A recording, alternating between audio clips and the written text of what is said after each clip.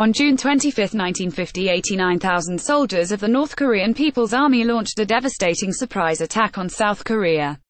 Well equipped with Soviet-supplied tanks, artillery and automatic weapons, they swiftly overran defending South Korean troops that numbered less than half their number and seized the capital of Seoul in just 3 days.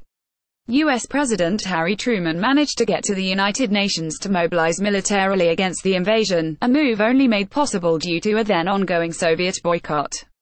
However, intervention by UN troops would mean little if the entire Korean Peninsula was captured before the weeks it would take for them to arrive, as seemed likely. U.S. fighter planes based in Japan and on aircraft carriers soon joined the fray. However, the closest ground unit with any chance of making it in time lay just across the Tsushima Strait, the 24th Infantry Division, then deployed in the American occupation of Japan. Recommended, the Colt Python, the best revolver ever made. Recommended, Smith-Wesson 500, the gun that has as much firepower as a rifle. Recommended, Smith-Wesson's .44 Magnum Revolver. Why you should fear the Dirty Harry gun. Despite emerging from World War II with a triumphant reputation, the Army had been hollowed out in the post-war years.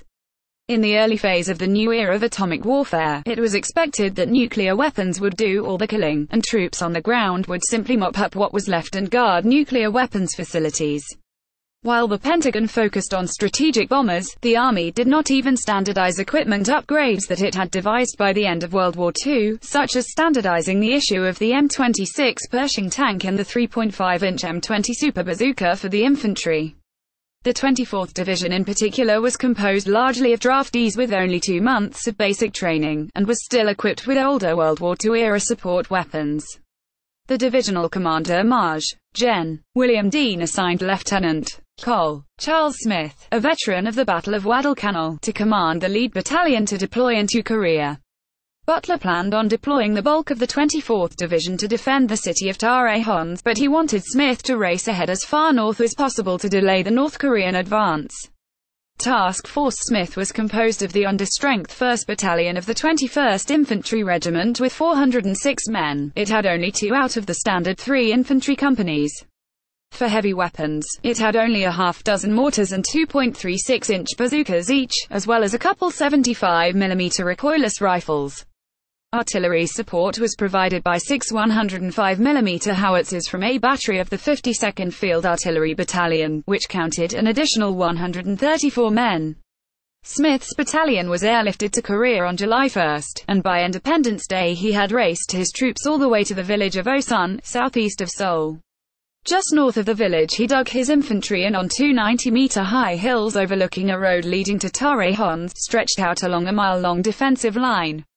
He situated 5 howitzers a mile to the rear to provide fire support, while he deployed the No. 6 gun farther west, to pick off any vehicles passing between the 2 hills. You can see a map of his deployment here. At 7:30 a.m. the following morning, July 5, the American GIs spotted a company of 8T-34 85th tanks of the 107th Tank Regiment racing down the highway towards them. During World War II, the T-34 had played a vital role in the defense of the Soviet Union from German panzers, boasting a useful combination of mobility, protection and firepower. An upgrade to a 85mm gun by 1944 kept the vehicle technologically viable through the end of the war and beyond. At 8:15, the howitzers began blasting the tanks with high-explosive shells from a mile away, beginning the first engagement by U.S. ground forces in the Korean War. Soon the 75mm recoilless rifles joined the bombardment. The T-34 crews remained buttoned inside their tanks, unable to spot the American forces well, but also largely unaffected by the shrapnel shredding the air around them. U.S. infantry waited until the lead tank had rolled up to only a dozen yards from their bazookas, and then struck the Soviet-made tanks with no fewer than 22 anti-tank rockets. Apparently unaffected, the North Korean tankers simply rolled straight through the roadblock, not finding the infantry worth their time to stop and engage. Pages